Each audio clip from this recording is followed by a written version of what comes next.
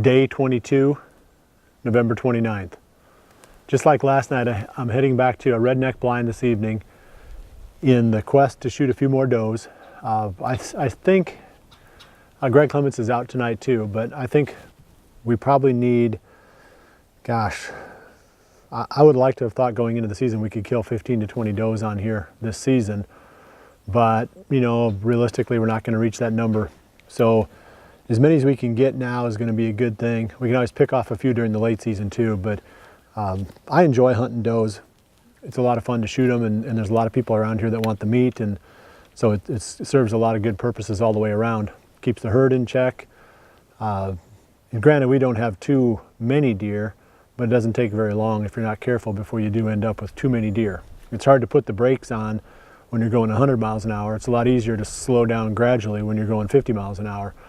So we're kind of at 50 miles an hour right now. The herd is growing, but it's not out of control, nor do we really want to be out of control. So you got to start putting the brakes on.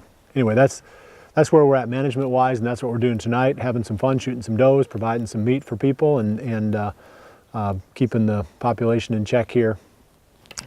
The blind we're going back to is one that if you've watched over the years, you'd be very familiar with. This is one that I've hunted a lot. I haven't hunted hardly at all this season. It was one of the spots where I was planning on hunting Lefty, and ended up killing him from a different redneck blind just a short ways away from this one. But this spot has got everything we need. It's got perfect entry and exit. There's a really nice lush patch of Big N Beasty in front of it that the deer should be starting to hit pretty hard now. There's a good number of deer in this area, so I anticipate a good hunt this evening. Let me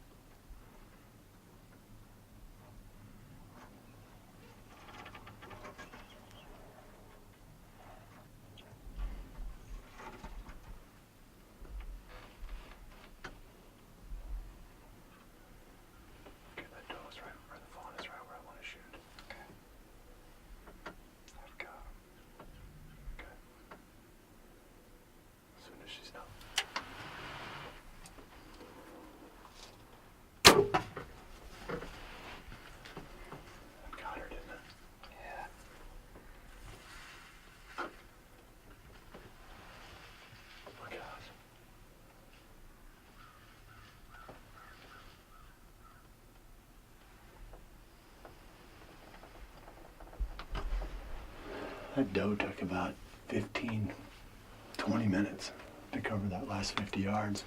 And I'm sure that I've shot bucks where I wasn't that nerved up by the time the shot took place. But she darted around down there and we heard her crash, so I'm sure she's right down in that draw. It's early enough that, you know, with a little bit of luck, maybe we can get another one to come through. Last time I hunted here, I was just here with Drew, and there was probably 6 or 8 does, but they all cut the corner and went behind us. So maybe yet this evening there'll be some more that come past in front, and we can pull off a double tonight.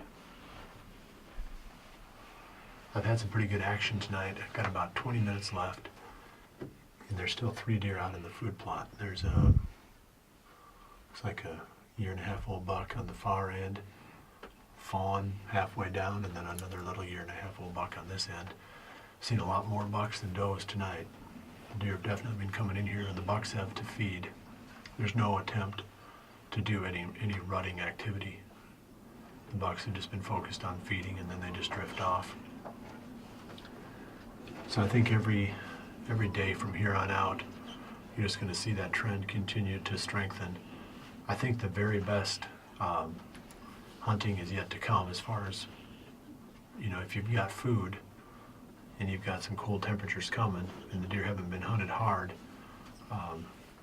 every day should get better on your food sources as more and more bucks start to get sort of out of that funk that happens that week after the rut.